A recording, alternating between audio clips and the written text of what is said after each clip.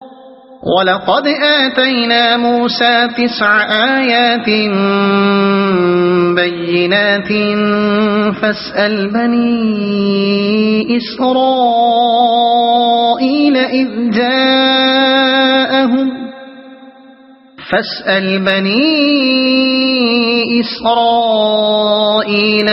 جَاءَهُمْ فَقَالَ لَهُ فِرْعَوْنُ إِنِّي لَأَظُنُّكَ يَا مُوسَى مَسْحُورًا۔ ہم نے موسیٰ کو تو نشانیاں عطا کی تھیں جو صریح طور پر دکھائی دے رہی تھیں۔ اب یہ تم خود بنی اسرائیل سے پوچھ لو کہ جب وہ سامنے آئیں تو فرعون نے یہی کہا تھا نا کہ اے موسیٰ میں سمجھتا ہوں کہ تو ضرور ایک سحر زدہ آدمی ہے۔ صریح طور پر دکھائی دے رہی تھیں۔ واضح رہے کہ یہاں پھر کفار مکہ کو معجزات کے مطالبے کا جواب دیا گیا ہے، اور یہ تیسرا جواب ہے۔ کفار کہتے تھے کہ ہم تم پر ایمان نہ لائیں گے جب تک تم یہ اور یہ کام کر کے نہ دکھاؤ۔ جواب میں ان سے کہا جا رہا ہے کہ تم سے پہلے فرعون کو ایسے ہی سری معجزات 1 2 نہیں پے در پے 9 دکھائے گئے تھے۔ پھر تمہیں معلوم ہے کہ جو نہ ماننا چاہتا تھا اس نے انہیں دیکھ کر کیا کہا، اور یہ بھی خبر ہے کہ جب اس نے معجزات دیکھ کر بھی نبی کو جھٹلایا تو اس کا انجام کیا ہوا۔ وہ 9 نشانیاں جن کا یہاں ذکر کیا گیا ہے اس سے پہلے سورہ اعراف میں گزر چکی ہیں، یعنی عصا جو اژدہا بن جاتا تھا، ید بیضا جو بغل سے نکالتے ہی سورج کی طرح چمکنے لگتا تھا، جادوگروں کے جادو کو برسر عام شکست دینا، ایک اعلان کے مطابق سارے ملک میں قحط برپا ہو جانا، اور پھر یکے بعد دیگرے طوفان، ٹڈی دل، سرسریوں، مینڈکوں اور خون کی بلاؤں کا نازل ہونا۔ ایک سحر زدہ آدمی ہے۔ یہ وہی خطاب ہے جو مشرکین مکہ نبی صلی اللہ علیہ وسلم کو دیا کرتے تھے۔ اسی سورت کی آیت 47 میں ان کا یہ قول گزر چکا ہے کہ ان تتبعون الا رجلا مسحورا، یعنی تم تو ایک سحر زدہ آدمی کے پیچھے چلے جا رہے ہو۔ اب ان کو بتایا جا رہا ہے کہ ٹھیک اسی خطاب سے فرعون نے موسیٰ علیہ السلام کو نوازا تھا۔ اس مقام پر ایک ضمنی مسئلہ اور بھی ہے جس کی طرف ہم اشارہ کر دینا ضروری سمجھتے ہیں۔ زمانہ حال میں منکرین حدیث نے احادیث پر جو اعتراضات کیے ہیں ان میں سے ایک اعتراض یہ ہے کہ حدیث کی روح سے ایک مرتبہ نبی صلی اللہ علیہ وسلم پر جادو کا اثر ہو گیا تھا، حالانکہ قرآن کی روح سے کفار کا نبی صلی اللہ علیہ وسلم پر یہ جھوٹا الزام تھا کہ آپ ایک سحر زدہ آدمی ہیں۔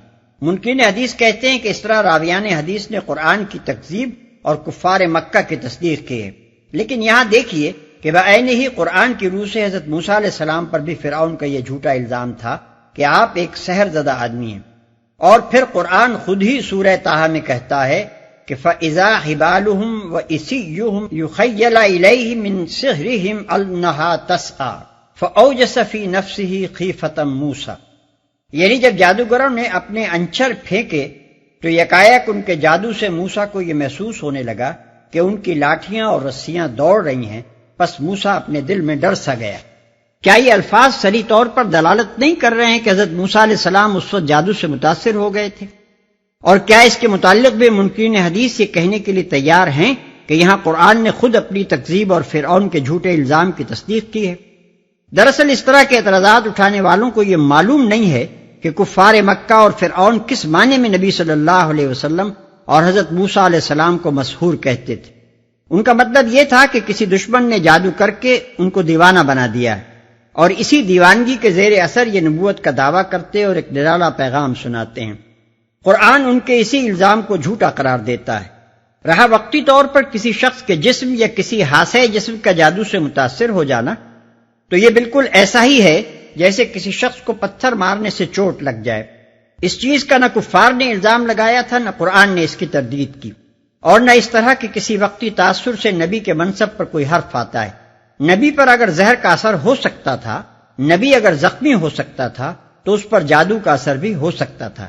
اس سے منصب نبوت پر حرف آنے کی کیا وجہ ہو سکتی ہے؟ منصب نبوت میں اگر قادح ہو سکتی ہے تو یہ بات کہ نبی کے قوائے عقلی و ذہنی جادو سے مغلوب ہو جائیں، حتیٰ کہ اس کا کام اور کلام سب جادو ہی کے زیر اثر ہونے لگے۔ مخالفین حق حضرت موسیٰ علیہ السلام اور نبی صلی اللہ علیہ وسلم پر یہی الزام لگاتے تھے، اور اسی کی تردید قرآن نے کی ہے۔ قال لقد علمت ما أنزل هؤلاء إلا رب السماوات والأرض بصائر وإني لأظنك يا فرعون مثبورا۔ موسیٰ نے اس کے جواب میں کہا، تو خوب جانتا ہے کہ یہ بصیرت افروز نشانیاں رب السماوات والارض کے سوا کسی نے نازل نہیں کی ہیں، اور میرا خیال یہ ہے کہ اے فرعون تو ضرور ایک شامت زدہ آدمی ہے، کسی نے نازل نہیں کی ہیں۔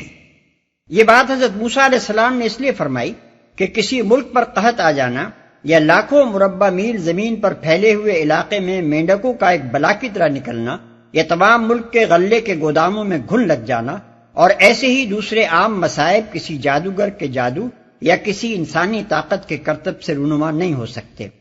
پھر جبکہ ہر بلا کے نزول سے پہلے حضرت موسیٰ علیہ السلام فرعون کو نوٹس دے دیتے تھے کہ اگر تو اپنی ہٹ سے باز نہ آیا تو یہ بلا تیری سلطنت پر مسلط کی جائے گی، اور ٹھیک ان کے بیان کے مطابق وہی بلا پوری سلطنت پر نازل ہو جاتی تھی، تو اس صورت میں صرف ایک دیوانہ یا ایک سخت ہٹ دھرم آدمی ہی یہ کہہ سکتا تھا کہ ان بلاؤں کا نزول رب السماوات والارض کے سوا کسی اور کی کارستانی کا نتیجہ ہے۔ ایک شامت زدہ آدمی ہے، یعنی میں تو سحر زدہ نہیں ہوں مگر تو ضرور شامت زدہ ہے۔ تیرا ان خدائی نشانیوں کو پے در پے دیکھنے کے بعد بھی اپنی ہٹ پر قائم رہنا صاف بتا رہا ہے کہ تیری شامت آ گئی ہے۔ فأراد أن يستفزهم من الأرض فأغرقناه ومن معه جميعا وقلنا من بعده لبني إسرائيل اسكنوا الأرض فإذا جاء وعد الآخرة جئنا بكم لفيفا۔ آخر کار فرعون نے ارادہ کیا کہ موسیٰ اور بنی اسرائیل کو زمین سے اکھاڑ پھینکے، مگر ہم نے اس کو اور اس کے ساتھیوں کو اکٹھا غرق کر دیا، اور اس کے بعد بنی اسرائیل سے کہا کہ اب تم زمین میں بسو، پھر جب آخرت کے وعدے کا وقت آن پورا ہوگا تو ہم تم سب کو ایک ساتھ لا حاضر کریں گے، اب تم زمین میں بسو۔ یہ ہے اصل غرض اس قصے کو بیان کرنے کی۔ مشرکین مکہ اس فکر میں تھے کہ مسلمانوں کو اور نبی صلی اللہ علیہ وسلم کو سرزمین عرب سے ناپید کر دیں۔ اس پر انہیں یہ سنایا جا رہا ہے کہ یہی کچھ فرعون نے موسیٰ علیہ السلام اور بنی اسرائیل کے ساتھ کرنا چاہا تھا، مگر ہوا یہ کہ فرعون اور اس کے ساتھی ناپید کر دیے گئے اور زمین پر موسیٰ علیہ السلام اور پیروان موسیٰ علیہ السلام ہی بسائے گئے۔ اب اگر اسی روش پر تم چلو گے تو تمہارا انجام اس سے کچھ بھی مختلف نہ ہوگا۔ وَبِالْحَقِّ أَنزَلْنَاهُ وَبِالْحَقِّ نَزَلَ وَمَا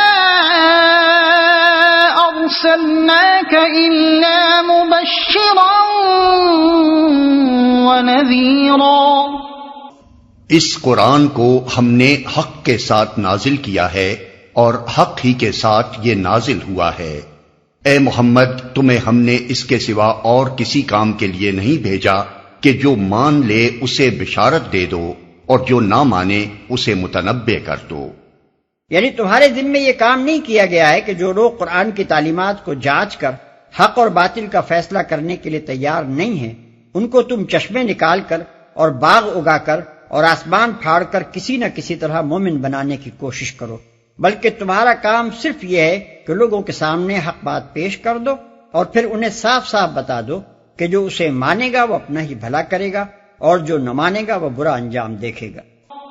وَقُرْآنًا فَرَقْنَاهُ لِتَقْرَأَهُ عَلَى النَّاسِ عَلَى مُكْثٍ وَنَزَّلْنَاهُ تَنزِيلًا۔ اور اس قرآن کو ہم نے تھوڑا تھوڑا کر کے نازل کیا ہے تاکہ تم ٹھہر ٹھہر کر اسے لوگوں کو سناؤ، اور اسے ہم نے موقع موقع سے بتدریج اتارا ہے۔ یہ مخالفین کے اس شبے کا جواب ہے کہ اللہ میاں کو پیغام بھیجنا تھا تو پورا پیغام بیک وقت کیوں نہ بھیج دیا؟ یہ آخر ٹھہر ٹھہر کر تھوڑا تھوڑا پیغام کیوں بھیجا جا رہا ہے؟ کیا خدا کو بھی انسانوں کی طرح سوچ سوچ کر بات کرنے کی ضرورت پیش آتی ہے؟ اس شبے کا مفصل جواب سورہ نحل آیات 101-102 میں گزر چکا ہے اور وہاں ہم اس کی تشریح بھی کر چکے ہیں، اس لیے یہاں اس کے اعادے کی ضرورت نہیں ہے۔ آیت سجدہ۔ قل آمنوا به أو لا تؤمنوا إن الذين أوتوا العلم من قبله إذا يتلى عليهم يخرون للأذقان سجدا۔ اے محمد، ان لوگوں سے کہہ دو کہ تم اسے مانو یا نہ مانو، جن لوگوں کو اس سے پہلے علم دیا گیا ہے انہیں جب یہ سنایا جاتا ہے تو وہ منہ کے بل سجدے میں گر جاتے ہیں۔ یعنی وہ اہل کتاب جو آسمانی کتابوں کی تعلیمات سے واقف ہیں اور ان کے انداز کلام کو پہچانتے ہیں۔ وَيَقُولُونَ سُبْحَانَ رَبِّنَا إِن كَانَ وَعْدُ رَبِّنَا لَمَفْعُولًا، اور پکار اٹھتے ہیں پاک ہے ہمارا رب، اس کا وعدہ تو پورا ہونا ہی تھا۔ یعنی قرآن کو سن کر وہ فوراً سمجھ جاتے ہیں کہ جس نبی کے آنے کا وعدہ پچھلے انبیاء کے صحیفوں میں کیا گیا تھا وہ آ گیا ہے۔ وَيَخِرُّونَ لِلْأَذْقَانِ يَبْكُونَ وَيَزِيدُهُمْ خُشُوعًا، اور وہ منہ کے بل روتے ہوئے گر جاتے ہیں اور اسے سن کر ان کا خشوع اور بڑھ جاتا ہے۔ صالحین اہل کتاب کے اس رویے کا ذکر قرآن مجید میں متعدد مقامات پر کیا گیا ہے، مثلا آل عمران آیات 113 تا 115، 199 اور المائدہ آیات 82 اور 85۔ قُلِ ادْعُوا اللَّهَ أَوِ ادْعُوا الرَّحْمَنَ أَيًّمَّا تَدْعُوا فَلَهُ الْأَسْمَاءُ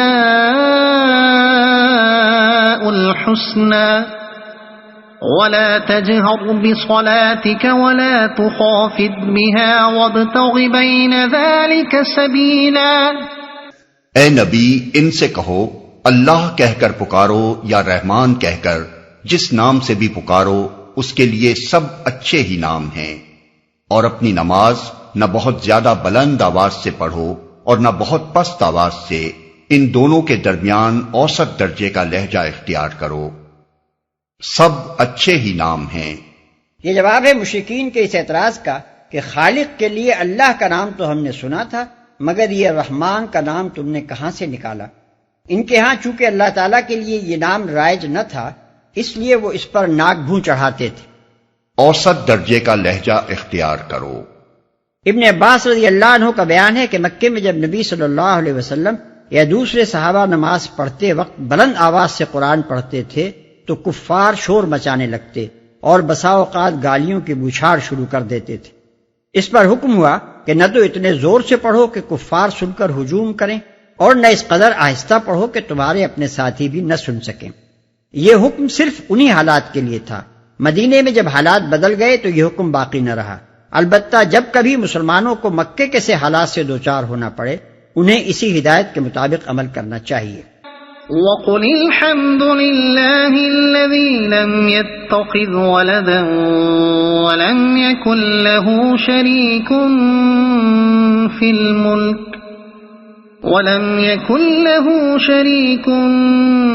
الْمُلْكِ وَلَمْ يَكُنْ لَهُ وَلِيٌّ مِّنَ الذُّلِّ وَكَبِّرْهُ تَكْبِيرًا۔ اور کہو تعریف ہے اس خدا کے لیے جس نے نہ کسی کو بیٹا بنایا، نہ کوئی بادشاہی میں اس کا شریک ہے، اور نہ وہ عاجز ہے کہ کوئی اس کا پشتیبان ہو، اور اس کی بڑائی بیان کرو، کمال درجے کی بڑائی، کوئی اس کا پشتیبان ہو۔ اس فقرے میں ایک لطیف طنز ہے ان مشرکین کے عقائد پر جو مختلف دیوتاؤں اور بزرگ انسانوں کے بارے میں یہ سمجھتے ہیں کہ اللہ میاں نے اپنی خدائی کے مختلف شعبے یا اپنی سلطنت کے مختلف علاقے ان کے انتظام میں دے رکھے ہیں۔ اس بیہودہ عقیدے کا صاف مطلب یہ ہے کہ اللہ تعالیٰ خود اپنی خدائی کا بار سنبھالنے سے عاجز ہے، اس لیے وہ اپنے پشتیبان تلاش کر رہا ہے۔ اسی بنا پر فرمایا گیا کہ اللہ عاجز نہیں ہے کہ اسے کچھ ڈپٹیوں اور مددگاروں کی حاجت ہو۔